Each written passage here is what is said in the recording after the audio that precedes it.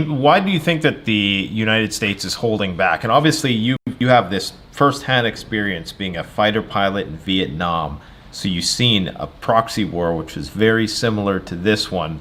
Why is the United States not holding back in its? I mean, that's probably an overstatement because they've obviously provided hundreds of billions of dollars.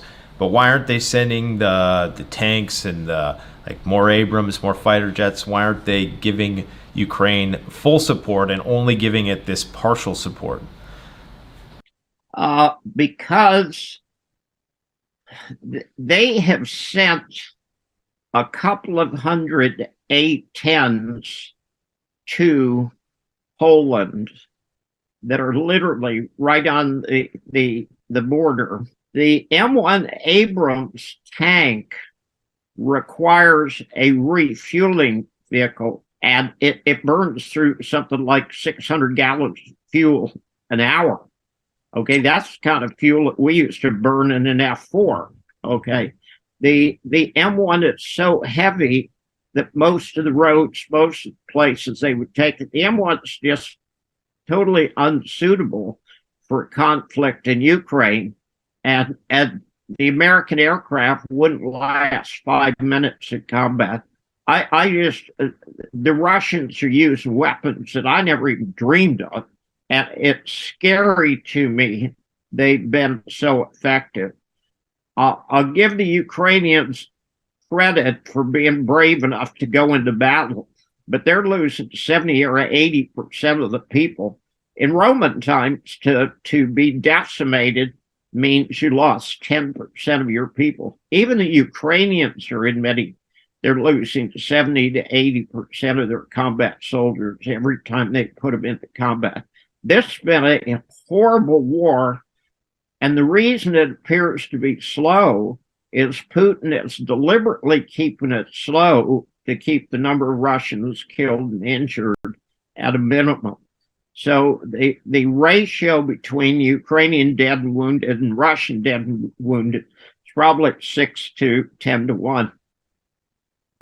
It's interesting. So you're saying that the U.S. military equipment is more adapted to other environments, maybe desert environments, or even like what you guys dealt with in Vietnam there, as opposed to the plains of Europe?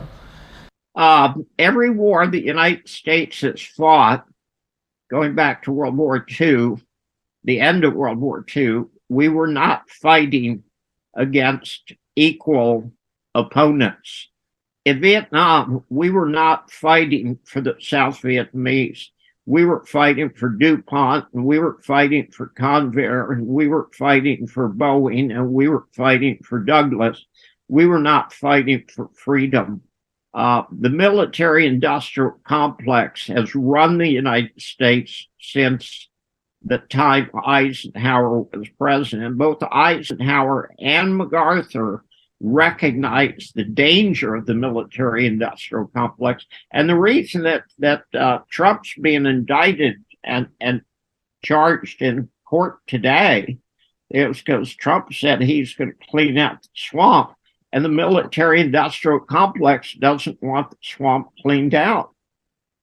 I find it unsettling then that the U.S. has made some alterations to their nuclear doctrine last year. If you're saying that conventionally they're not prepared to engage Russia, but it appears as though in some way, shape, or form our financial system is contingent on this war going in our favor. Is there a possibility that we're the ones that initiate some sort of nuclear conflict?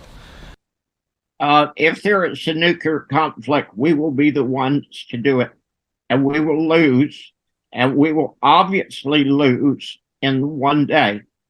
It's not going to be a war that goes on for 2 or 3 years. It's going to be a war that's going to last one day, and it would result in the destruction of the United States and probably of the world. I like to be more optimistic. Our governments and our democracy or republic or whatever we call it, but it seems like at every turn, like you said, we've been told these colossal lies. And I think the ultimate colossal lie would be that we would never be the ones to engage in an unconventional war with the Russians or initiate an unconventional war. But when you look at, everything in the last 3 years, it makes you really wonder, are they, is that their last ditch plan to try to, thwart the East emerging as in a new multipolar world? That's what their belief is, but they are totally, absolutely clueless. How many nuclear weapons would it take to destroy the United States totally? Probably. Well, I mean, it depends. Maybe you think one. If you drop an EMP Okay, yeah, weapon EMP. Yeah, trick 300 question. miles over Kansas, you Mhm. will fry every computer chip in the United States, and a year later, 90% of people will be dead. It is not Russia that is at risk, even though the United States thinks they've got all this power. It's the United States that's at risk. And we just better hope that North Korea, China, and Russia don't sit down together and say, these people are mad dogs. And what do you do with the mad dog? You put him to sleep. This is exceptionally dangerous. And the sooner the war in Ukraine is ended, the better. And the United States isn't going to win. Interesting. So